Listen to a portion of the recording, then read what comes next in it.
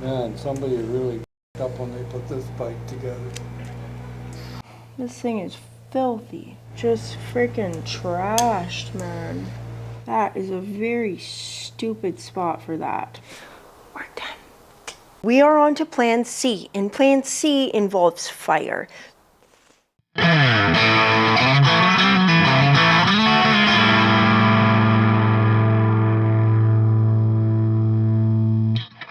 Hello everybody and welcome back to my channel. I hope you are all doing well today. So I've got Charlie's bike here behind me. My friend Charlie helped me move. A lot of you probably know that already.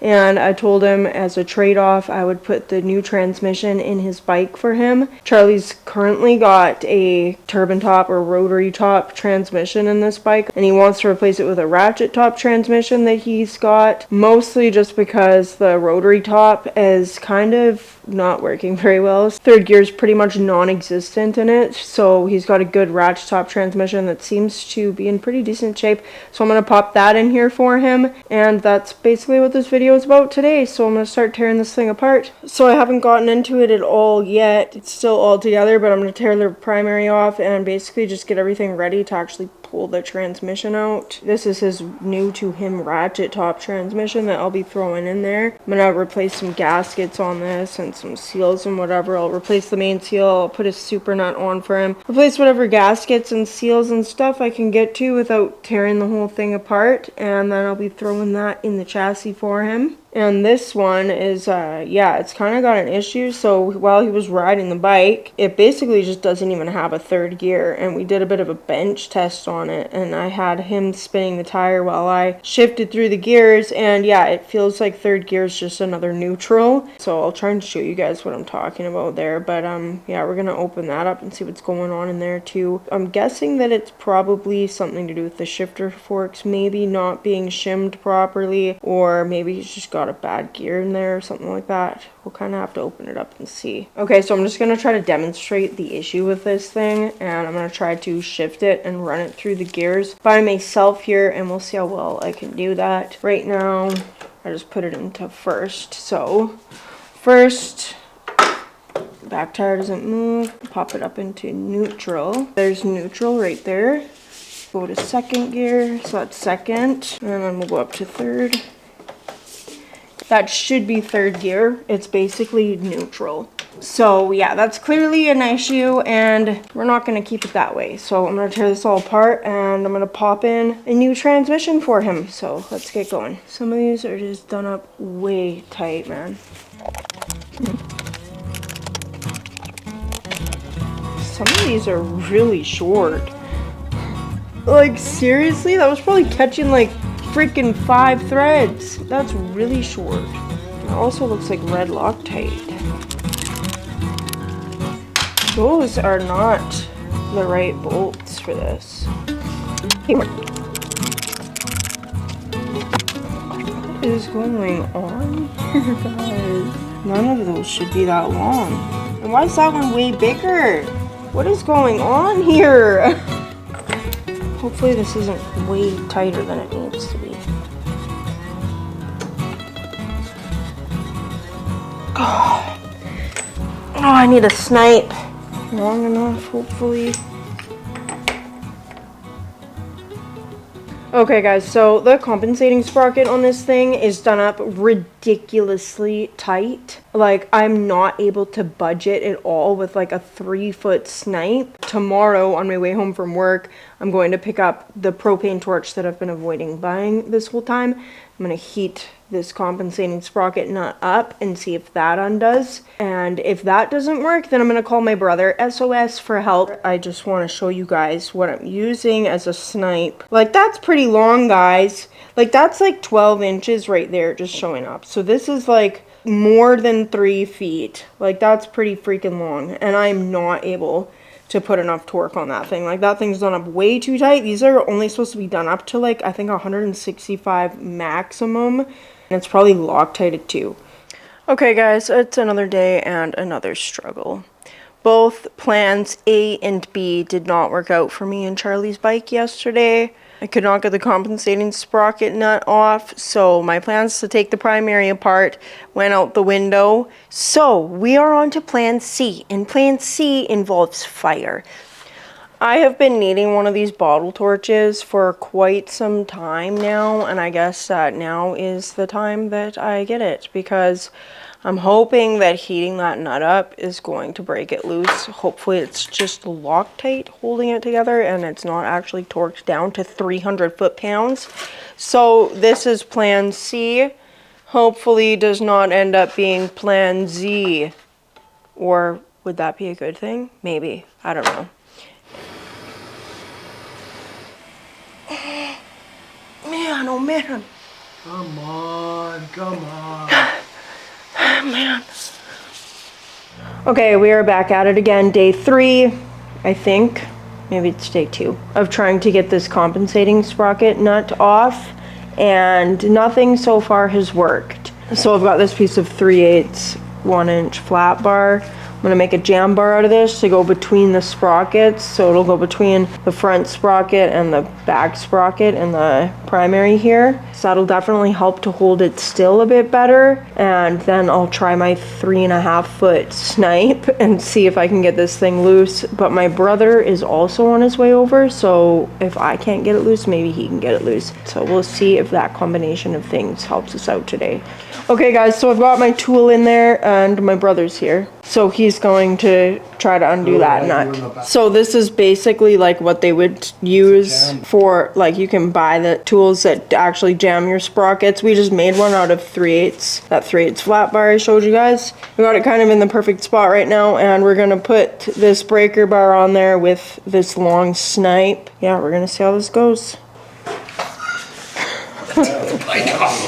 Here. Oh man. Yeah, we were gonna freaking tip this off the stand. He just moved it over like freaking 4 inches on the lift. You got that? Yes. Come on. Oh yes! It moved. Yes, it did. Yes! Man, that was so freaking hard to do. I'm pretty sure I'm half crippled from trying that yesterday. Woohoo, the jam bar and Dusty did it. Finally, no impact needed. Just muscles. Crack a beer to that one. This is the jam bar that I made. I forgot to show it to you guys before we actually used it. With the spare compensating sprocket we have, I just made sure that it actually fit into there, into the rounded part between the teeth, so that it wasn't putting any pressure on the points of the teeth, because you don't want to break those. And we got it apart, yes! Okay guys, so now that that ridiculously over-tightened compensating sprocket nut is off, I can continue on.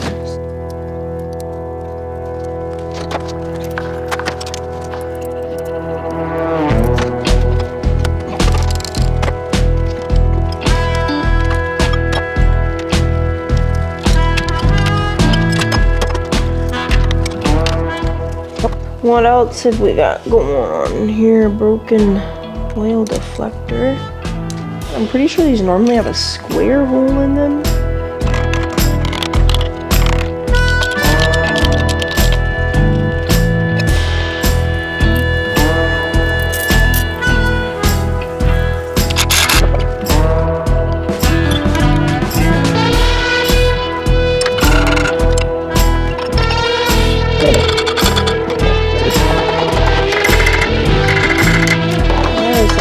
Coming off. So some clown put it together, that's why. Okay guys, it is several days later and I still do not have the clutch off of Charlie's bike. And that is because I broke my puller trying to pull it off. Actually, my dad's fancy Jim's puller cracked on either side here. Trying to pull the clutch off Charlie's bike, because whoever put this clutch on has put it on so far onto the main shaft that the ring gear is actually chewed away a notch on the inner primary. Charlie, I contacted him, he's been at work, but he made a puller that is so heavy duty, guys. I'm pretty sure I'll break the transmission in half before I break the puller. So this is the puller Charlie made.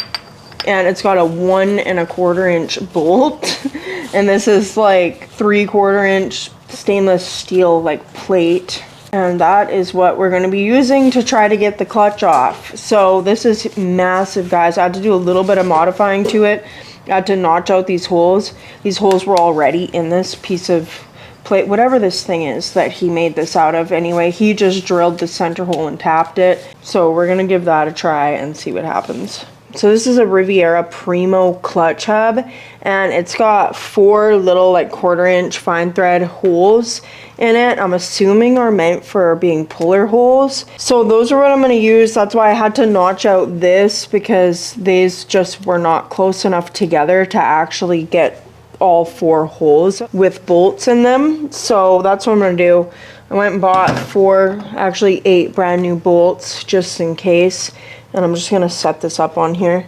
I'm also putting a piece of aluminum just on the end of the main shaft just to keep that protected. Okay guys, I've got this puller set up on here, and I'm about to start trying to pull this clutch off with it, and I'm a little bit scared because I don't want to break anything, but Charlie told me not to be shy and that if things break he'll just replace them.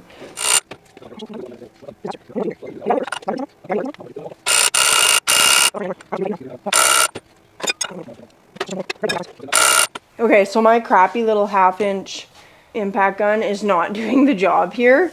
So my neighbor is pretty cool, and he's gonna bring over his impact, and we're gonna give that a go and see what happens. Hopefully we don't break anything. I'm scared.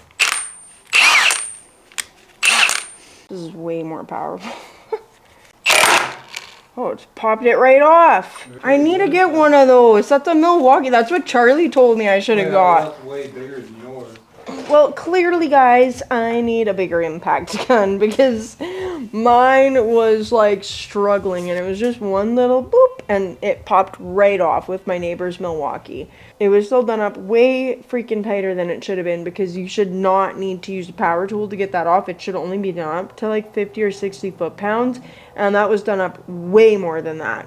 And now I'm just gonna start going forward with this project. I'm gonna take off the inner primary and get the transmission ready to pull out. First, it is time for a celebratory cookie. I'm gonna do the starter first.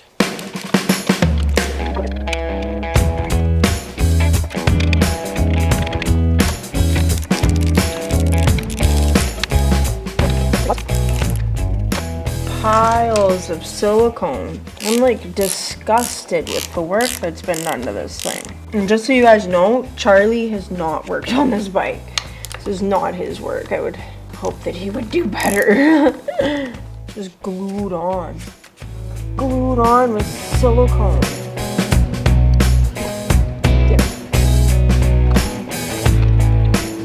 That's not even done up. What in the world? What a mess, man, I tell ya. Let's get the chain off.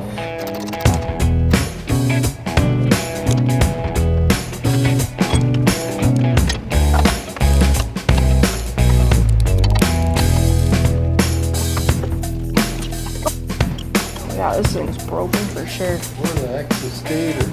It just fell right out with it. What? Yeah. The stator's trash. Yeah, well, It's totally frigged up. when Like, look clowns at those. work on motorcycles. There was only one wire even attached.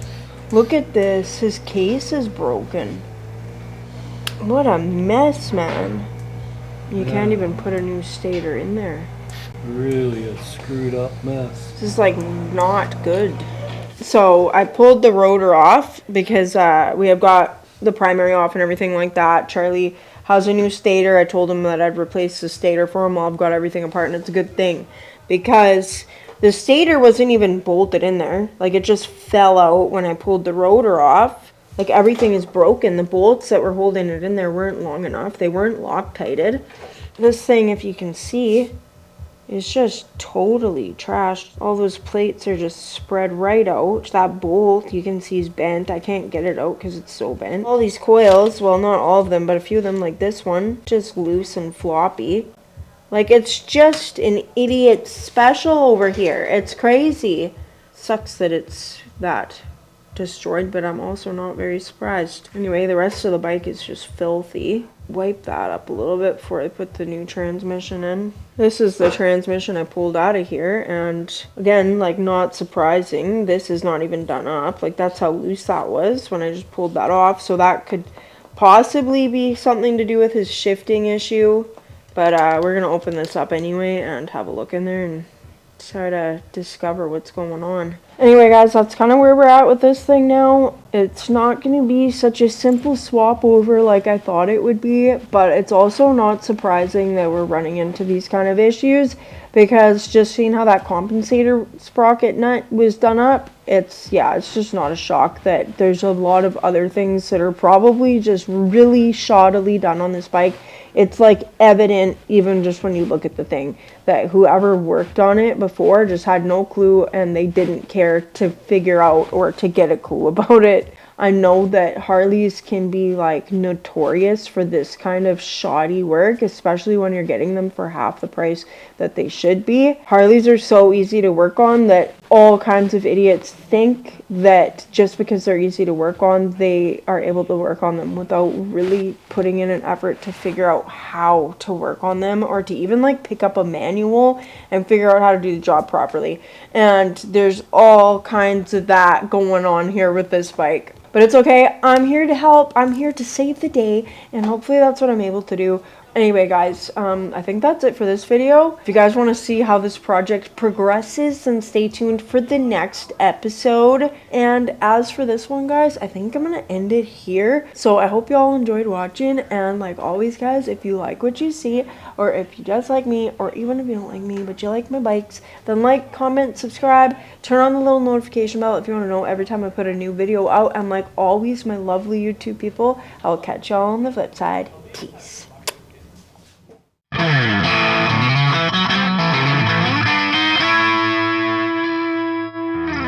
Screwing around for half a decade. What are you looking at, Angel, you dum-dum? Celebratory cookies?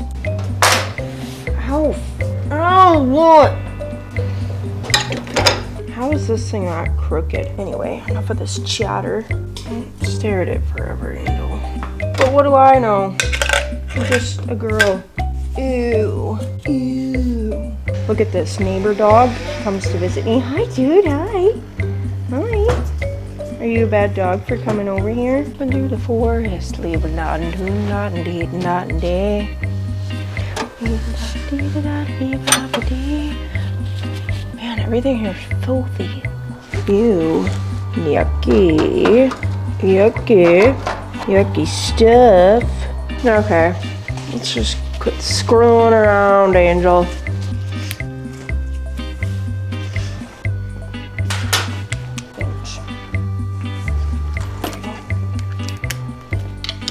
Take that off.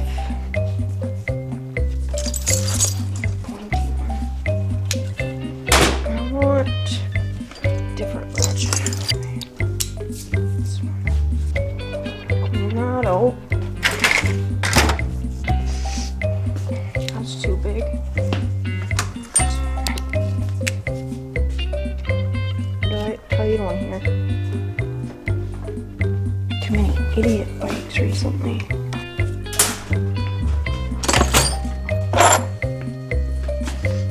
Like badly. Like, that took way longer than it should have.